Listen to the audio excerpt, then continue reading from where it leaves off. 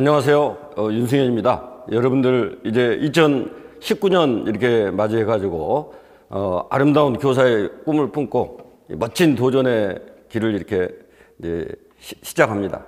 여러분들 좋은 교육학 점수로 최종 합격까지 이렇게 가실 수 있도록 제가 여러분들이 꼭 알아야 될 것을 몇 가지 소개해 올립니다.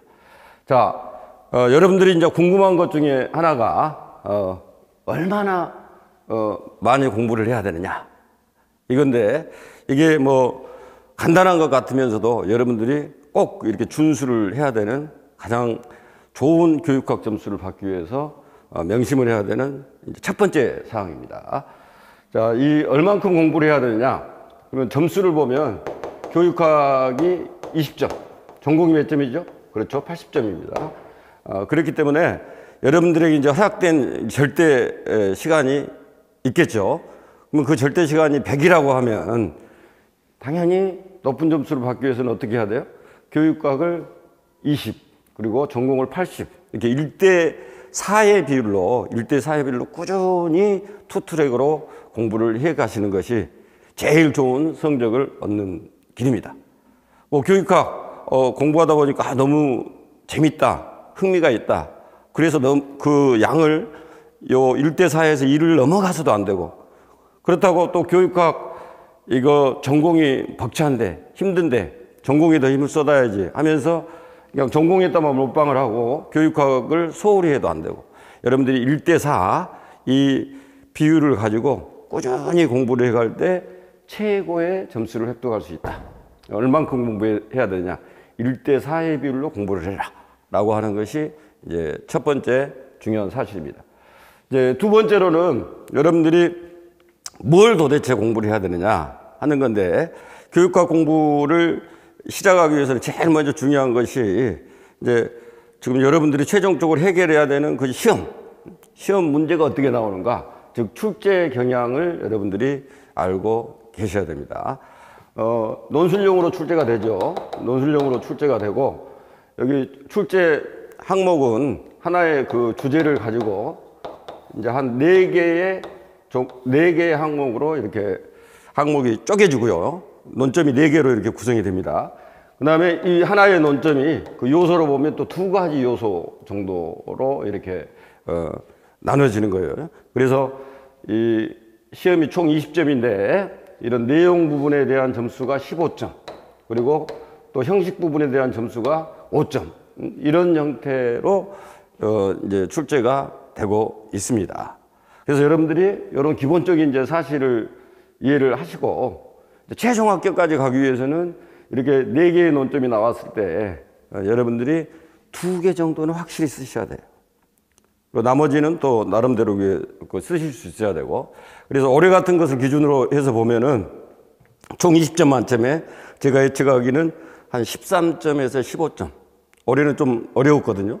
그래서 그런 정도가 최종 합격으로 가시는 선생님들의 점수가 아닐까, 그렇게 예측을 해봅니다. 그 다음에 이제 배경 지식이 있죠.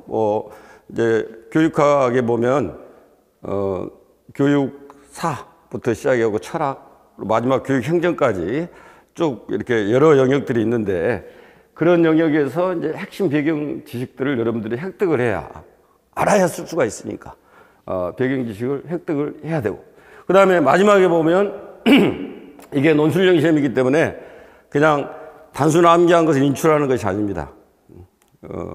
지시문, 제시문 이런 것들을 잘 분석해서 타당하고 합리적인 답을 이렇게 내올 수 있는 어떤 논리적 사고가 이렇게 돼야 되고, 또 중요한 것은 서본결을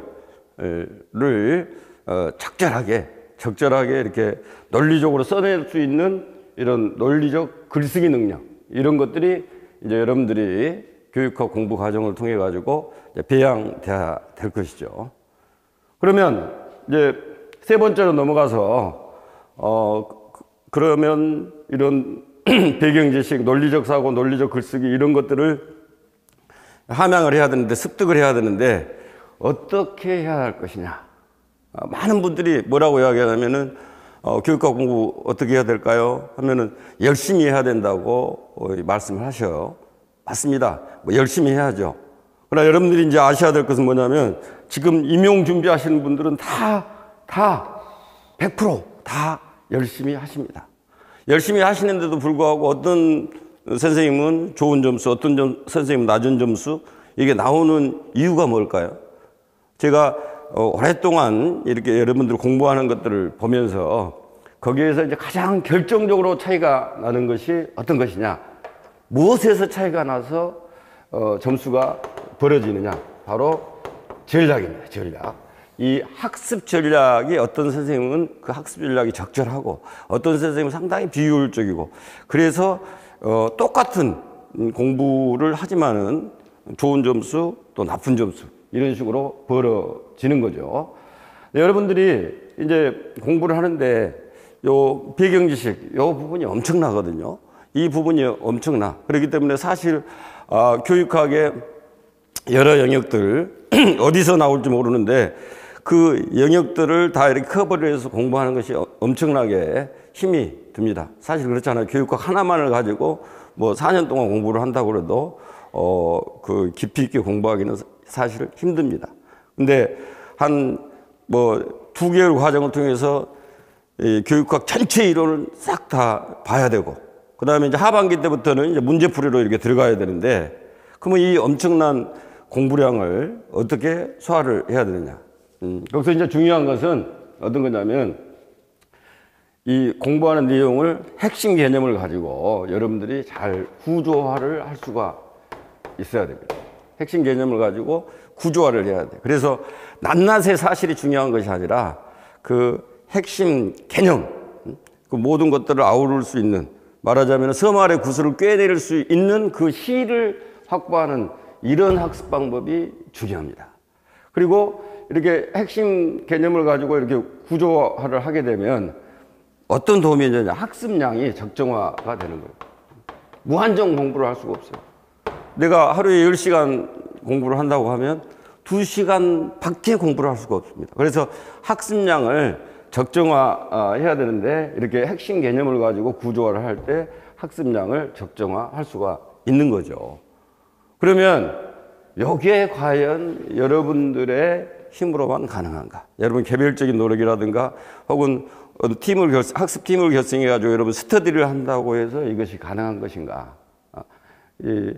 요것은 이제 좋은 어떤 강의를 이제 만나야 여러분들이 요 문제를 해결할 수 있습니다. 저 같은 경우는 여러분한테 이렇게 자신 있게 말씀드릴 수 있는 것은 이번 그 2019학년도 교육학 시험의 8개 요소, 이 8개 요소 중에서 7개 요소를 적중을 시켰습니다. 7개 요소를 적중을 시켰어요. 어떤 강의보다도 이렇게 적중률이 높은 그런 강의다. 물론 이런 강의들을 택해서 여러분들이 이론 과정 또 문풀 과정 이런 과정을 이렇게 쭉 따라오시면 얼마든지 여러분들이 그 좋은 전략으로 좋은 점수를 낼 수 있는 그런 과정을 밟아갈 수가 있습니다. 여러분들 이제 1월 아무튼 벅찬 가슴을 안고 또 이를 악물고 새로운 도전을 이렇게 시작하십니다. 이 마부작침이라고 하는 고사성어가 있죠. 갈마, 도끼부, 만들작, 바늘침.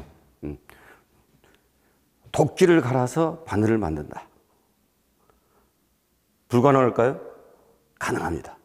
어쩔 때 중도에 절대 포기하지 않고 제가 말씀드린 이런 것들을 바탕으로 해가지고 여러분들이 전진을 하면 얼마든지 도끼를 갈아서 바늘을 만들 수 있습니다. 이제 2차 설명회가 준비가 되어 있죠. 그래서 여러분들 그 2차 설명회 때는 여러분들이 1년 동안 어떻게 교육학을 효과적으로 그리고 효율적으로 공부를 할 것인가. 그래서 15점을 넘기고 또 18점을 넘기고 만점까지 가서 이 교육학 때문에 내가 이렇게 또 성적이 잘 나와서 아름다운 교사의 꿈을 이루게 됐다 하는 그 과정을 이제 구체적으로 쭉 설명을 드립니다. 그래서 이 2차 설명회 때 여러분들 만나 뵙겠습니다. 감사합니다.